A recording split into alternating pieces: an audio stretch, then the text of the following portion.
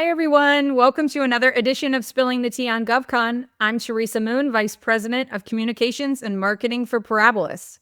We are the preeminent partnership for government contractors, providing holistic support that includes a line of credit to fund your growth. The purpose of this podcast is to assist small businesses with success in the federal marketplace by introducing them to industry experts and resources that they may not otherwise know about. Today, we welcome Sue Tellier, President of JetCo Federal. Sue's a dear friend and one of the most driven, intelligent, and absolutely hilarious people that I know. She's got a true heart of gold and leads with passion and integrity in all of her engagements. Aside from her day job, Sue is also the board chair for Women Impacting Public Policy and has also worked tirelessly with the National Council of Women in Defense, where she was also the chair as well. If you don't know Sue, you probably know of her. And I'm so proud to have her on the show to share some actionable insights and snippets of her truly amazing GovCon journey. Welcome, Sue. Oh my gosh, I'm so excited to be here. And now I'm even more excited because of that intro. I just need you to walk around with me and give my intro to everybody, if that's cool. Anytime. Yeah. I mean, anytime with you is a good time for me. So, but we can share that on a different kind of podcast. Yeah. Later in the day, intro. Yeah. Well, I always like to start the show so that you can have an opportunity to tell people a little bit more about yourself and the work you do. So for those who may not be familiar with JetCo Federal, can you tell us a bit about what your company does and the role it plays in supporting the defense supply chain? Yes, absolutely. I will unapologetically brag about what we do in the supply chain. We are actually a fairly invisible partner that many DoD agencies and prime contractors care deeply about. We do custom packaging, warehousing, and distribution. And really 80% of our work is within the defense industrial base in some way. So we get to protect parts for storage and distribution, and then do the actual storage and distribution of those parts. So we're the thing that people forget about until the manufacturing life cycle is done, and then they need us. So we like it when they incorporate us earlier into that process, but we're very happy to be part of it. JetCo Federal won its first DoD contract in 2009, and it was a fairly complex one too. It was an ammunition box for McAllister Army Ammunition Depot. I remember the exact contract. I remember the name of the contracting officer I worked with. It was such a big moment for us to have our first DoD contract, those fun firsts. And now we support the Navy, the Army, and the Defense Logistics Agency. And it's, again, 80% of our work is within the DIB in some way, and we are fantastic about it. My employees really appreciate our role in supporting the warfighter, our boring, invisible role that nobody wants to think about except us. We're the packaging nerds. Obviously an important role, though, because you've made it almost 20 years doing what you're doing. And Indeed. I know you had past experience that you brought to the table, and you really took over a space that was relatively unsecured by anyone else. And you've done it better than everyone else to have made it this long. So I'm really honored to have you be able to share a little bit about that today. And we're going to talk about a whole bunch of things.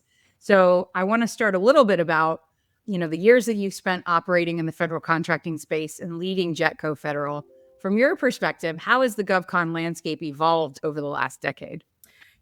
Such a good question. A decade is such a long time. It feels like dog years, the last decade, right? Think about where you were in 2016. It was pre-pandemic. It was before we were trying to figure out where to buy toilet paper and disinfecting the outside of our groceries when we got home. And then, there's all of these things that have happened since then.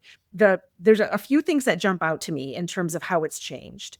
Number one, because of some of those massive events that have happened over the last decade, we have a renewed focus nationally, I think, on supply and the importance of supply chain and logistics. And we saw that with the pandemic, firsthand, where so many people were surprised at the volume of, N95 masks or PPE in general that were not domestically manufactured.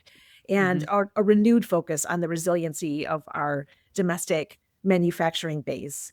And then when Ukraine so grittily defended its homeland from an invasion by Russia, we saw how unimportant logistics had been to the Russian military, and then how they had to rebound from that when they realized the soldiers had to eat and they didn't have a way of getting resupplied them. So we've had a renewed focus on that. So I think that's really interesting in the last decade. And right now, we're not going to have a new administration that comes in and says, you know what? The resiliency of our domestic manufacturing supply base is unimportant, right? We're all going to say this is important. We all see it across the board. We have also seen more how do we say this diplomatically? More unpredictability in the administration changes. Like in every administration change, we see their policy priorities coming out in the executive orders that they issue within the first 30 days, 60 days. Not quite as much as what we saw in this current administration, of course, but in every case, those affect federal contractors first because those policy initiatives can, right? They can come in and say federal contractors can no longer do X, Y, or Z, and then that trickles out to the rest of the workforce in some capacity in many cases. One thing that I'm wrecked about, one trend that I'm wrecked about over the last decade is the continued stratification of the federal contractor base and the diminishing role that small business is playing in it. It is tragic. It's not good government. I've got a stat handy. Since 2010, the number of small businesses winning federal contracts has decreased by 50%. We cut it in half. These are the companies that are agile and innovative and will do complex work. I promise you, my large competitors within the packaging space are not interested in building a wood crate to an 8-inch tolerance. It's hard work, but the stuff that goes in it can explode. So it's really important to honor the tolerance. Companies like mine care about that. Multi-billion-dollar companies, it's not that they don't care, but the business model is for larger, not that nimble crafts type work. Right. You asked a question and I just got really excited. That's what I love about you, because you build into nuances that, we may not have thought of when we were creating this conversation. So that's why I'm excited to have you be able to talk about stuff. Because I think something that you've highlighted with the decrease of small business participation within the federal marketplace, it tends to bring up the conversation a little bit more about how incredibly competitive this environment can be because of how much smaller the pool has gotten. And so what do you believe actually differentiates small businesses that are still joining the workforce of the federal marketplace in terms of participating on contract opportunities? What's the differentiator that helps those that succeed from those that are struggling to gain traction and tend not to stay in the ecosystem as long as those that are succeeding? I honestly think it's preparation, Teresa. I think the contemplation of how you're going to do the work if you win it truly, and how you're not just going to do it, how you're going to excel at it. Because your first contract or two, you really have to impress. You have to build the past performance right away out of the gate so that you don't have to make up for a bad CPARS or a bad, SPURS score. I mean, you really have to make sure that you're impressing your end user and your contracting team. I think part of that is the more routine business leader brain stuff, not the actual functional aspect of what you do. If you can't, to the point of what Parabolis does, if you can't fund the work on the contract, what the hell are you going to do when you win? What are you going to do? You're just going to, what is it? The prayer or hope or wishing is not a whatever. I'm bad at in one hand, and just hope for the best is not really a strategy. There's also, you have to understand what compliance looks like. You have to actually understand the FAR clauses that are in your federal contract and have a willingness and ability to comply with them. And when I say a willingness to comply with them, you're not looking for the gray areas. You're not looking for the loopholes. You're not looking to sidestep, because those are False Claims Act violations and they have a lot of zeros on them. Like, do it the right way, because cybersecurity is a great example, right? Yep. In the defense industrial base, cyber hygiene and cybersecurity are not optional. And if you're going to get into this space and you're going to get a distribution D drawing or CUI and you don't know what to do with it, I'm actually pissed off at you, because bad actors are going to target you. And it's real. And if, we've spent tens of thousands of dollars to have the level of cyber compliance that we have for CMMC. I'm mad when somebody comes into the space and they sidestep that and they don't pay attention to it. So those are really important. But I think from a company perspective, don't be everything to everyone. Know exactly what you do better than anyone else and just be that. Yeah. I don't make bullets, but I can package the crap out of them, right? It's kind of boring. I think that's so important. And it sounds like it's, commonsensical, right? But I think all too often they come in, regardless of how much the base has dwindled down over the last 10 years, it still is an evergreen environment, but it isn't easy, because if it was, everyone would be doing it. There's still contract opportunities that are ginormous, and the opportunity for you to engage in that and get a piece of that pie is still available. It's just being able to navigate it and navigate something that there really is no baseline in the commercial market to teach you how to step in and step up quickly. And so there is that, unfortunately, almost a 5-year ramp up period that we see businesses struggling through really being able to gain traction in the federal market while also having to do commercial work to subsidize for the lack of funds that are coming through. And to your point, a lot of what you have to do to ramp up to get past that 5-year mark is expensive. And if you don't understand what that expense is going to look like, even after the contract win, right? Winning it is really the easiest part. It's being able to execute and fund it all the way through so that those scores are telling a story of success, because the government doesn't forget, right? They have a list where they can go and see everything that you've done and what your performance has been on those. And that doesn't just go away. It's not like your credit score where if something sits long enough, then it dissipates off. It stays there forever. It's like Santa's naughty list. You're on it. You're on it. Right. And I didn't see the conversation going to that, by the way, to Santa. I didn't see what happening today. I mean, I just think the proof is in the pudding within those scores. And even if the contracting officer that you're working with moves somewhere else, the new one that comes in is going to be able to access that same information. So it stays forever. It's like I tell my kids with Instagram, don't put anything on there that you don't want people to see in 20 years because it's never going away. It's never going away. Mm-hmm. Yeah. So I think you've touched on a little bit of what I wanted to get into next about, there still are newer contractors, particularly commercial businesses that are trying to engage. We don't make it super easy. We need them. We're dying for them to bring their innovation into the marketplace. But those specifically, because I think it's something that you have some insight and expertise in, but a newer contractor that has, no experience in the federal market, and they're trying to stand out when they're competing, aside from the obvious of doing a good job and making sure that they're executing and being prepared, what other insights or advice would you give to them so that they can really make it over that hump and keep going instead of having to jump in and pull out because it's just not working fast enough for them? I think it's a great question. And I think understanding from a market research perspective, the scope of what the government buys in what they're selling becomes really important. I can run data to know exactly what contracts are out there with the NAICS and PSC combinations of the different areas that I cover. And yes, they're imperfect codes and all of the reasons not to do the market research. I've done those. I've used those. But I also know that I have found maybe 50 different targeted opportunities that I could pursue that are right in my sweet spot, that I could plan for well in advance, and I could find those with the federal data. It's time consuming, and it's not an automated process. The data can come out in an automated way, but I mean, then you really have to dig into it and say, okay, is this really in my sweet spot? Can I do it? I think another important consideration that people forget about is there's the right size of an opportunity. And those vary with the maturation of the company in their contracting, in the contracting journey. The contracts right now that are too small for me were not too small for me when I first started because I needed the past performance. Yeah. But there's still a size that's too big for me.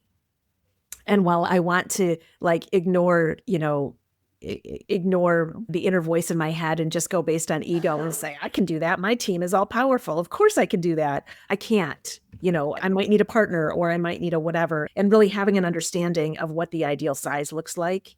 I also think in this space, there are so many generous people who are willing to share their failures and share their successes with somebody who's newer and who's engaged and who's interested.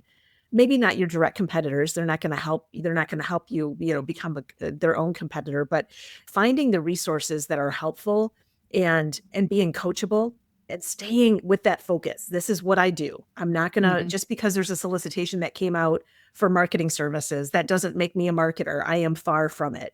I'm going to stick with my packaging nerd stuff. And as long as I can stay focused on that and storage and distribution, okay, there's a space there. And we can stray outside we can move over into an adjacent lane because we have the past performance to do it. But I can't go into a totally different industry and be successful. And I've been doing this for a long time. So that focus, I think, becomes really important. I also think, there's a lot to being a sub at the beginning, making sure that, you can find some good mentor companies and be part of their solution in an area that they don't have one already. That's candidly kind of easy for me because we're the part that people don't really want to think about. But in most industries, you can find some functional area and a big company that wants to journey with you if you build the relationship.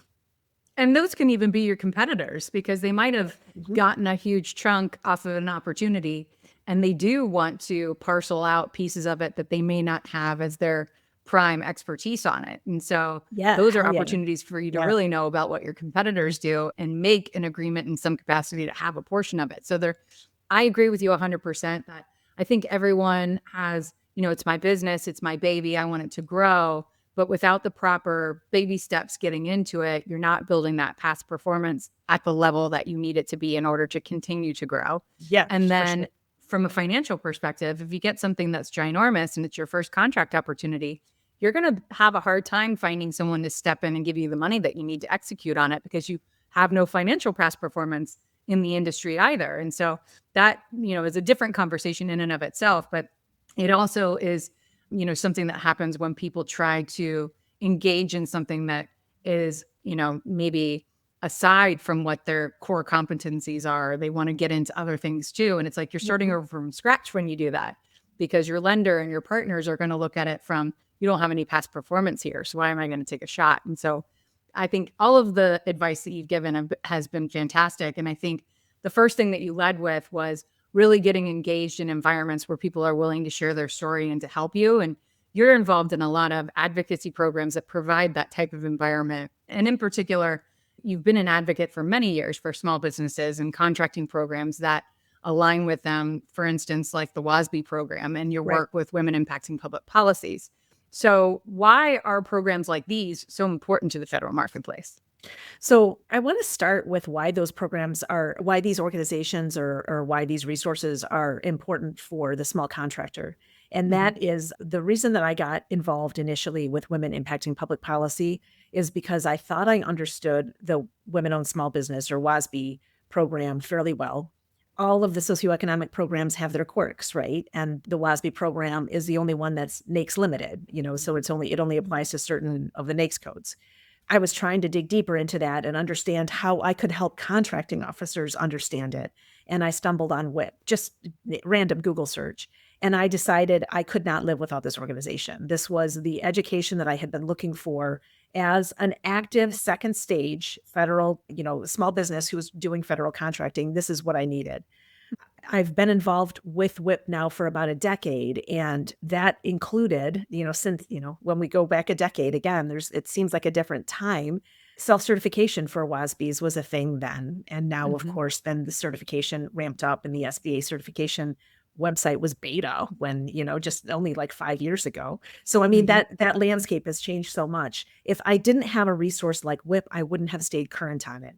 Right now, I have a program summary for the WASB program informed heavily by WIP resources that I customized for my industry and the NAICS codes that I work primarily in.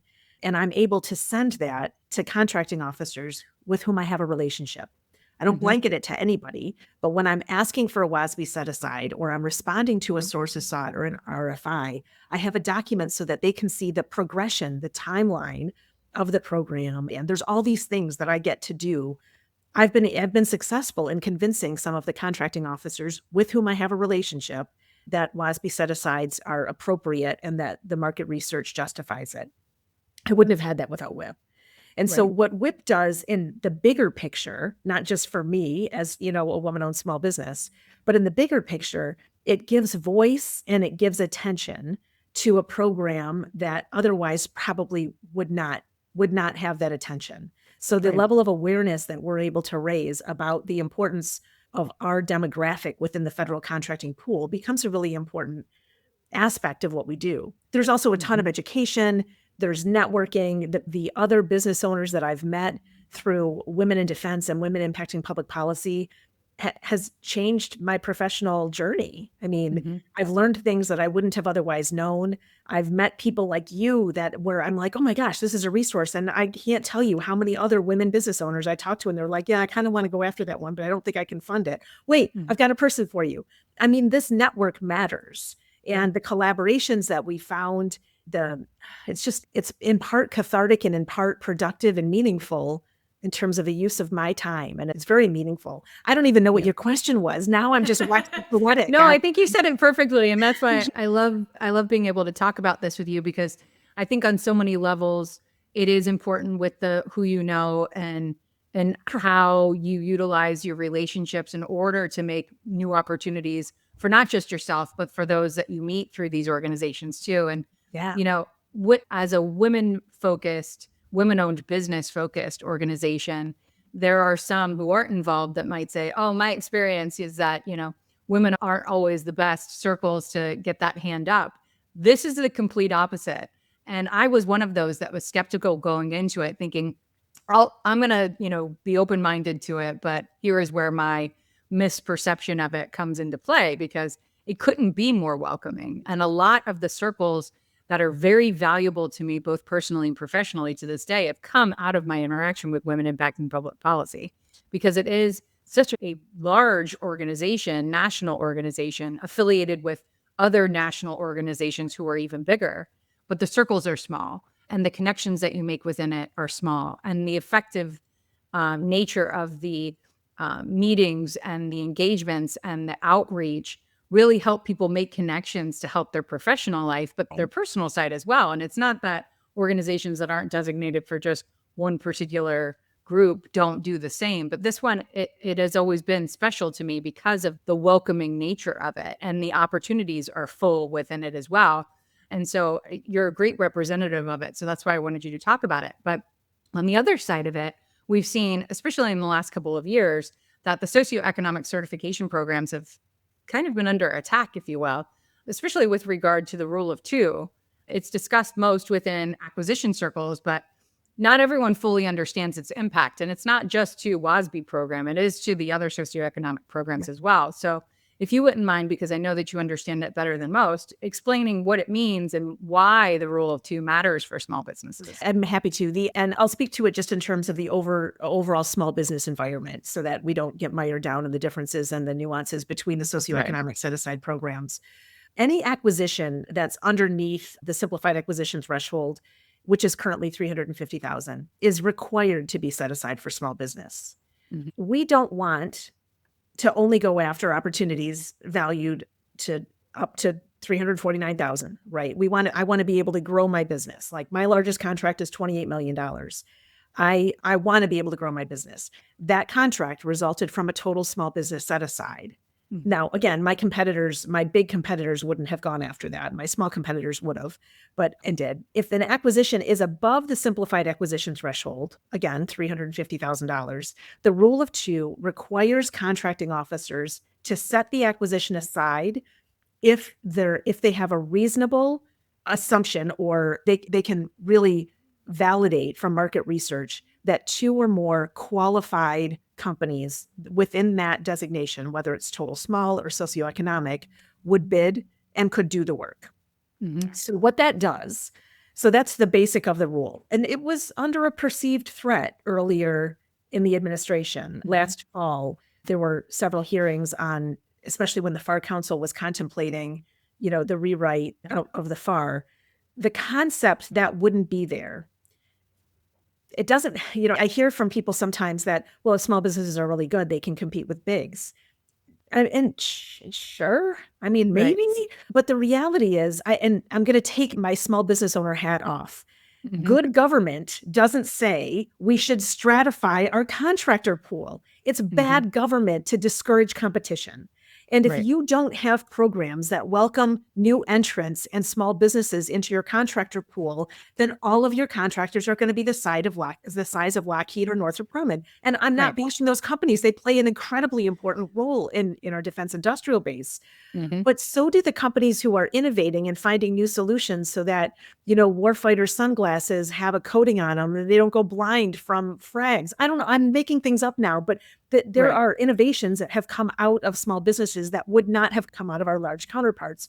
We can't exclude these brilliant minds from federal contracting, because then our agencies won't be able to fulfill their missions. And even people who are completely skeptical about the role of the federal government or overreach or any of that, you all want kids to have healthy, safe drinking water, and you all want our Right. warfighters to have an unfair advantage. And we're Right. not going to get that if we only have large businesses doing federal contracting.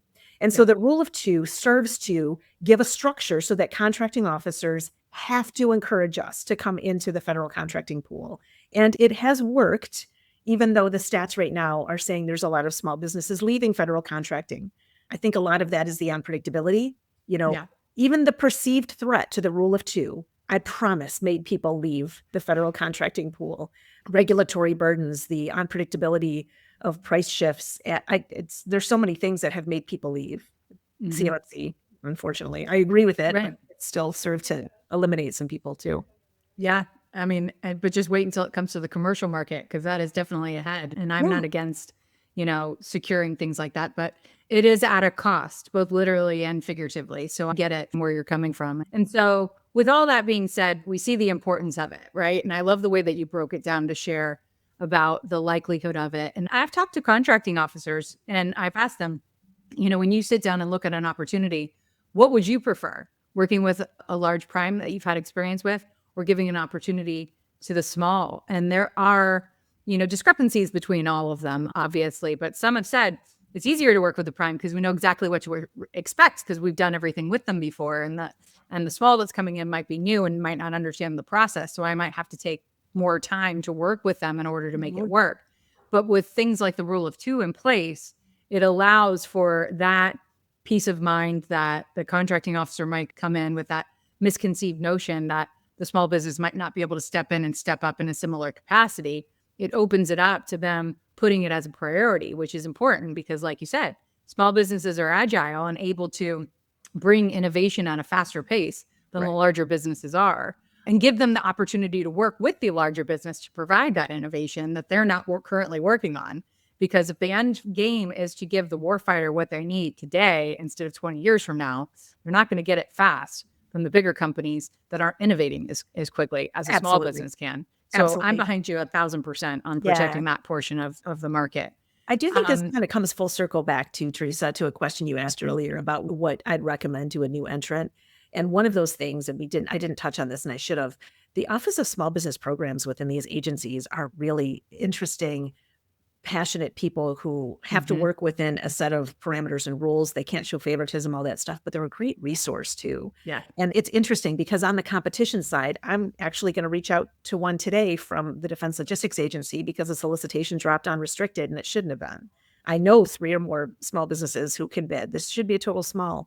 So I'm going to Mhm. push on that. Well, the OSBP is going to help me on that. They're going Yeah. to understand what I'm saying, but I'm going to present it professionally and fact Right. based. This isn't about me whining or me losing something. It's about this one's out coloring outside the lines. And here's why.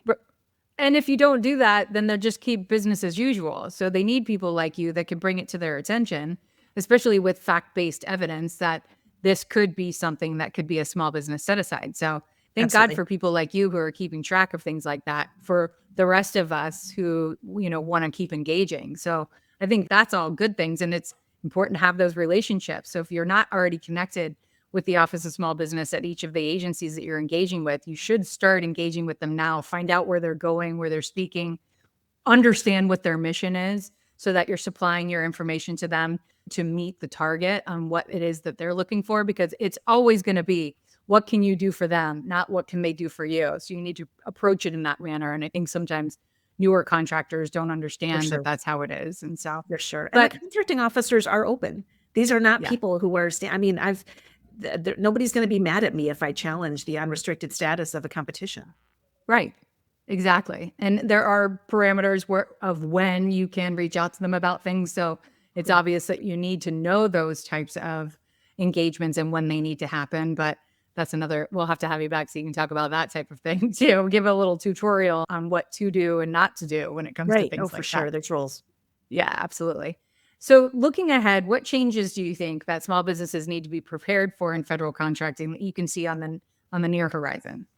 So, there's so many opportunities to, I talked about market research earlier. There's so many opportunities to understand when what you sell is coming out on a recompete. That's just data.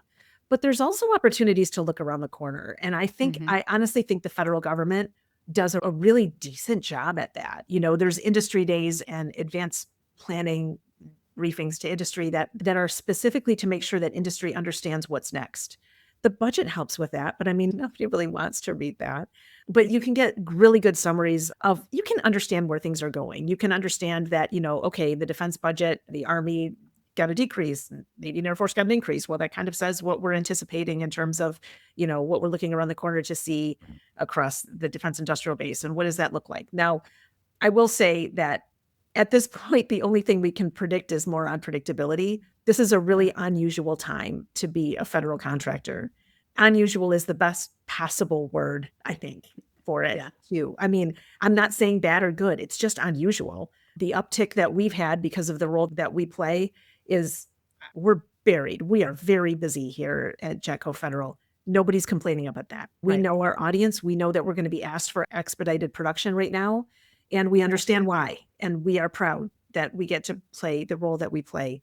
I think in terms of preparation, though, the reality is we can't remove politics from our jobs entirely because the political landscape affects us.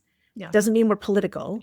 It means that we have to understand the role that politics and policy is playing. And, policy is infused with politics. We have to understand the role that's playing in federal spending and in the long-range strategic planning. And we track that. I spend a lot of time with the targeted agencies that we work with to make sure I'm at their events. I'm reading their engagement plans. I'm understanding what budget changes they've had. It's a lot of work. It's a lot of effort. But we can also predict that level of accessibility to those agencies. Yeah. This has been really amazing. And I love you as a human, but I love all of the insights that you've been able to supply here in this conversation today because they're invaluable. And you and your business have been through a lot. You've made it almost 20 years. So there's no doubt that you've seen a lot of what people that are listening today are going through currently. And the fact that you've made it this far and this successfully with your business is giving them hope that, if I buckle down and do some of the things that were recommended today, I can be where Sue is in 5 years, whatever it is, wherever they are in their journey. So this was a really important conversation. So I appreciate you taking time out of your schedule to join us. Oh, it's so fun. This is a spectacular. I'm just proud to be one of your guests. Thank you. Well, we're definitely going to have you back again because you have a lot that you can add to these conversations. And I want us to keep exploring the work that WIPP and WID are doing to the community at large and helping people make a bigger impact in their areas of competencies and really exploring how we can grow those environments to help people grow their businesses. And so we'll definitely have you back again. And I hope you have a fabulous weekend. Thank you, my friend. It's been a pleasure. Thank you. And we're grateful to all of you today for joining us. As always, we pride ourselves on sharing the most insightful and exciting people and information to help you better navigate your GovCon journey.